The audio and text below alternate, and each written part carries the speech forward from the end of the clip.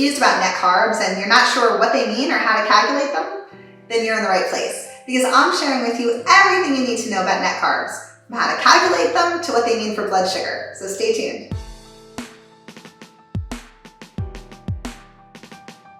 Hey everybody, Erin here with Healthy Mom, Happy Family, and I'm so excited to have you join me. Now, if you have diabetes or you're working to improve your blood sugar levels, you've probably heard that term net carbs. But do you actually know what it means or how those carbohydrates differ from total carbs? If you don't worry, because that's what I'm here for. As a registered dietitian and a diabetes educator, my goal is really to help clear up the confusion around managing diabetes. And so a big part of what I do and why I have this channel is I want you to understand what carbohydrates are and show you that not all carbohydrates act the same. Because really, once you master that, once you understand how carbohydrates act and which carbohydrates do what, it really becomes a whole lot easier to manage your blood sugar levels. So in this video, I'm going to be sharing what net carbs are and how net carbs differ from total carbs. I'm also going to share with you how to actually calculate net carbs, and I'm going to show you if you should really focus on total carbohydrates or net carbs when it comes to diabetes management. Now, before we dive in, I just want to remind you that if you like today's video, if you want to learn more about managing type 2 diabetes or have questions or want some great recipes that won't spike blood sugar, make sure to subscribe and hit that notification bell so you never miss new tips, tricks, and recipes. Okay, so let's get started by talking about what net carbs really are. Now, I want to clear up something first. That term, net carbs, it's not actually an official term. And there's a lot of confusion about how to calculate it because there really is no official definition of a net carb. So that's why I wanted to make this video for you. Because the whole idea of net carbs is really that net carbs are the only carbohydrates that can impact your blood sugar. So for instance, if let's say we took a food that had 15 grams of total carbohydrate, but 5 grams were considered undigestible carbohydrates in the body, you would just simply take 15 total carbs minus the 5 undigested carbs, and that would give you 10 grams of net carbs, or carbohydrates that impact blood sugar.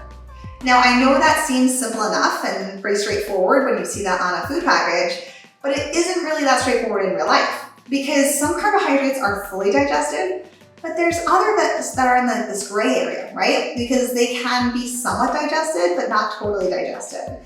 And that's where we have to use caution, especially when it comes to net carbs and diabetes management, so you really understand what truly is impacting your blood sugar and what isn't. Okay, so let's talk about net carbs versus other carbs, because not all carbohydrates are the same.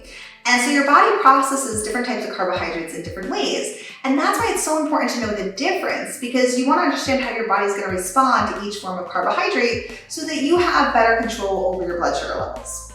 So the first thing I want to talk about is what we call digestible carbs, okay? Because these are the carbs that make up net carbs. These are the carbs that impact blood sugar. So these net carbs or digestible carbs can be both simple carbs and they can be complex carbs. Now, simple carbohydrates, the reason they're called simple carbs is they're simply 1 or 2 sugars linked together. When we look at complex carbohydrates, they're comprised of many different sugar units linked together. So because simple carbohydrates only have 2 sugars linked together, they digest rapidly and spike your blood sugar. Complex carbohydrates take longer to digest. Now, whenever you consume any carbohydrate-containing food, what happens is in your small intestines, it breaks down the carbohydrates into these individual sugar units so that they can be absorbed into the bloodstream. And that's why when you're thinking about that process of these simple sugars being broken down and absorbed into the bloodstream, you can see why those simple carbs break down a lot faster and cause a quicker rise in blood sugar. Now, outside of simple and complex carbohydrates, there's other carbs. There's fiber and there's sugar alcohols. And these aren't broken down into individual sugars. And that's why they can't be absorbed in the body. So they tend to have little or no impact on blood sugar at all. So let's talk about fiber for a minute, because fiber is this special type of carbohydrate, and we don't include fiber in net carbs because what happens is your body can't absorb or digest fiber. So it basically just passes through our intestines undigested. Now there's 2 types of fiber. There's what we call soluble fiber and insoluble fiber. And each of these fibers plays a different role in your body as it's passing through the large intestines undigested. So insoluble fiber, which is the fiber you see in the largest amount in most fiber-rich foods, it essentially just means that it's undissolvable, right? It's insoluble. And so this fiber, what it does is it helps to bulk up your stool, and that's why it helps to keep you regular. It prevents constipation. Now with insoluble fiber, there's no calories, right? Because it can't be absorbed in the body. So no calories, no carbohydrates are being absorbed. It's passing right through your system, and that's why insoluble fibers have no impact on blood sugar levels or insulin levels, and they're subtracted out of the total carbs when we're thinking about that net carb formula. Now soluble fiber, this fiber, it's called soluble because it can dissolve in water, and it helps to form this gel inside your digestive system. Now what this gel does is it slows down the movement of food, so it actually helps you to stay full longer.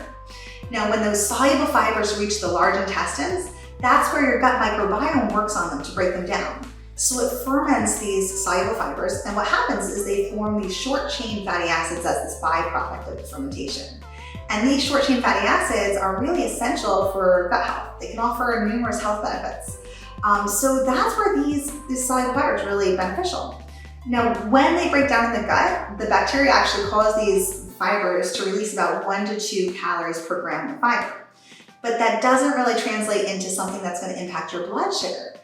In fact, it's actually the opposite. It appears that the more soluble fiber we eat, this can actually help to reduce our blood sugar levels, which is pretty amazing.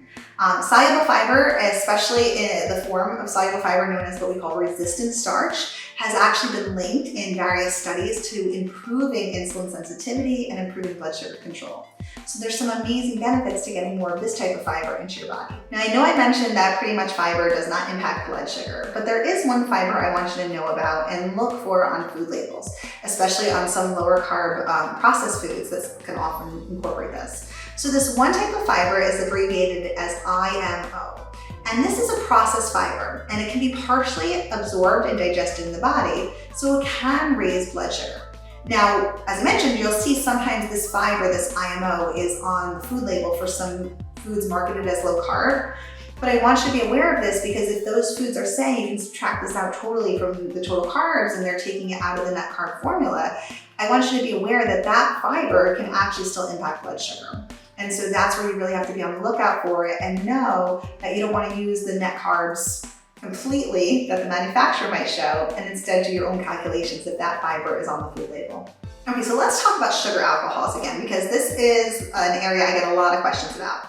So sugar alcohols are another type of mostly indigestible carbohydrate. Now, there's many different types of sugar alcohols, okay, and that's something you really want to be aware of because how your body treats each of them really varies. When it comes to sugar alcohols, it's really important to note that many sugar alcohols are actually partially absorbed in the body. So some sugar alcohols, they can provide a source of calories to the body. Some can have a small impact on blood sugar and insulin levels. So you really want to be aware of the types of sugar alcohols and know what sugar alcohols are in the food products you're about to consume so you can be aware if they're going to impact blood sugar or not. So one sugar alcohol I want you to be on the lookout for on food labels is something called maltitol. Now, this isn't something I would say you have to avoid, but it is important to realize that maltitol is a sugar alcohol that can impact blood sugar and actually has a glycemic index of 35. And that's because when it goes through the small intestines, it does get partially absorbed in the body. The gut bacteria ferments it and then the rest is absorbed. And so you'll find this particular type of sugar alcohol in a lot of protein bars and sugar-free candies, but it still provides about 3 calories per gram. Sugar provides 4 calories per gram. So you can see it's slightly less calories, slightly less carbohydrate, but still enough to have an impact. So if you see that sugar alcohol on the label, know that you are still gonna see a rise in blood sugar if you consume too much of it. So that's not a sugar alcohol I would want to fully subtract out of the total carbs when figuring out that net carb formula. Now when it comes to most other sugar alcohols, many of them really have little to no impact on blood sugar. They contain very few digestible calories and carbohydrates. But it's still important to know which sugar alcohols have no impact on blood sugar or little impact, and which ones might impact it more, and how your blood sugar responds to them, especially if you're eating a lot of foods that are labeled as sugar-free or low carb that incorporate a large amount of these sugar alcohols into them. Now, when you think about sugar alcohols on the market and some of the ones you'll see that are pretty popular on these low carb products or as sugar replacements, one of them is erythritol. And this is actually a great choice because the vast majority of it gets absorbed into the bloodstream and then just excreted in urine. So it doesn't actually have any impact on your blood glucose levels. So pretty much this is considered carb and calorie free. And the really nice thing about this is it doesn't cause any type of digestive issues in most people. So some sugar alcohols, you can get gas and bloating. This one doesn't cause that. Allulose is another example. It's a really great choice for people with diabetes because, again, it really has no impact on blood sugar levels. Most likely it's not going to cause any type of gastrointestinal discomfort or distress, and it has very little impact as far as providing a source of calories or carbohydrate. So both of those sugar substitutes, sugar alcohols would be appropriate for subtracting out of the total carbs when we're figuring out that net carb calculation. So now that you know what net carbs are and you know which carbohydrates you won't include in your net carb count, you're probably thinking, okay, this is great, but how do I actually calculate net carbs, right? Because that's the confusing part. And if you pick up some low carb products, a lot of times they'll calculate it for you, but it's a little bit questionable about the formulas they use. So I always recommend doing it on your own. So basically, in order to do this, to calculate net carbs, you have to understand what type of carb-containing food you're consuming. You know, if it's a whole food or if it's processed foods, because there's two different ways to calculate it. So when it comes to calculating the net carbs in whole foods, this is pretty straightforward. So whole foods contain natural fiber, and we know that naturally occurring fiber, it's not going to be absorbed or impact blood sugar. So to get the net carbs, it's pretty simple. You just take the total carbs, you subtract out the fiber, and that's your net carbs. So if you're eating a 20-gram of carbohydrate apple, there's 5 grams of fiber in it. You subtract those 5 grams out, you have 15 grams of net carb. Now the formula to calculate net carbs in processed foods is a little bit more complicated, but it's still doable, okay? But it is a little bit more complicated. So when you're calculating the net carbs in processed foods, you really have to get more information about the food and the ingredients. Because if there's sugar alcohols incorporated, we want to know what type of sugar alcohols they're using. If there's fiber incorporated, we want to be on the lookout for that IMO fiber to make sure that's not incorporated because that can impact blood sugar. So what you want to do is first look at the nutrition facts panel, and you want to look at how many grams of fiber are listed in the carb section. So you'll see total carb, underneath you'll see fiber. In general, the grams of fiber can be subtracted out of the total carb as long as you don't see that IMO fiber in the ingredient list. If you do see that, then what you want to do is only subtract out half the grams of fiber from the total carbohydrate content. Okay, so if there's 6 grams of fiber, you would subtract it out completely, but if it's IMO fiber, you would only subtract out half the grams, or 3 grams. Now the second thing you want to look for are the sugar alcohols on the label. If the food does contain sugar alcohol, generally what you want to do is you want to subtract out half the grams of sugar alcohol from the total carb, because sugar alcohols are partially digested. Now, if the sugar alcohol is coming from erythritol or allulose, you can actually subtract that out completely. Okay, so if we see a food has 10 grams of total carb, 6 grams are coming from sugar alcohol, usually you would subtract out half of that, which would be 3 grams. But if it was erythritol or allulose, you would subtract out all 6 grams. Now what you'll see is a lot of companies calculate net carbs for you on their label, but what I want you to remember is the number you get when you calculate it out might be a little different. Because remember what I said at the beginning of this video, there's really no standard term for net carbs, which means there's no official calculation for it, and manufacturers can get a little bit creative. Most of the time they'll subtract out all fiber and all sugar alcohols, no matter the source. But if it comes from a sugar alcohol that impacts blood sugar, or a fiber like IMO that can still impact blood sugar, you need to know that, because when you're thinking about net carbs and how it impacts blood sugar, you want to really understand how many absorbable, digestible carbohydrates you're truly consuming. So always do the calculation yourself. So when we talk about what that formula is for calculating net carbs in processed foods, you take the total carbohydrates minus fiber, all fiber, unless it's the IMO fiber, then we only subtract half, and then minus half of the sugar alcohols, unless they're coming from erythritol or allulose, then we can subtract all of them. And that will give you the net carbs. Okay, so now that you understand how to calculate net carbs, I want to talk to you about why you may or may not want to actually keep track of net carbs in your diet. Now, one of the things I love about net carbs is that it does actually allow you to eat a greater variety of foods, especially if you're trying to follow a low carb diet or if you're on a keto diet, because if you just look at total carbs, sometimes you really lose out on some really healthy foods that are just packed full of fiber, because you might think that the total carbs are too high. But when you really look at the net carbs, when you subtract out all the fiber, they're pretty low and can still fit into a low carbohydrate diet, like vegetables. Okay, the other benefit too when we look at net carbs is a lot of times it encourages you to choose foods that have more fiber in them. And this is great because we need more dietary fiber. Dietary fiber has many health benefits. Most of us don't get enough. So when we use net carbs, a lot of times we naturally gravitate towards foods that have a little bit more fiber because it pulls down the amount of net carbs. So that's something that is a benefit too when you're considering focusing on net carbs. All right, there is a downside though to calculating net carbs that I really want you to be aware of, especially if you have diabetes. And the thing is that net carbs are not 100% accurate. Okay, because what happens is, even if you look at the food label and you look at the ingredient list, it's almost impossible to know exactly how much soluble or insoluble fiber a food has, the type of fiber or the type of sugar alcohols that are used, especially when we're talking about processed foods. And so if you can't get all that information, even when you do your best to make those calculations, there could be errors and you might over or underestimate the amount of digestible carbohydrate you're really consuming. And with that being said, I also think it's really important that you realize that neither the FDA or the American Diabetes Association recognize net carbs. In fact, if you look at the guidance from the American Diabetes Association for people with diabetes, their recommendation is to focus on total carbohydrates and not net carbs.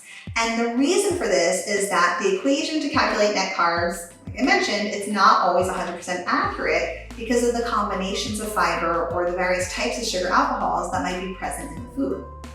And food labels, they don't always list every single form of fiber or every single type of sugar alcohol. And so you might not get the right information. Or even if they do list 2 different types of sugar alcohol, you don't know how many grams are attributed to maltose and how many are attributed to erythritol. You just don't know. And that's where it can be hard to get an accurate number.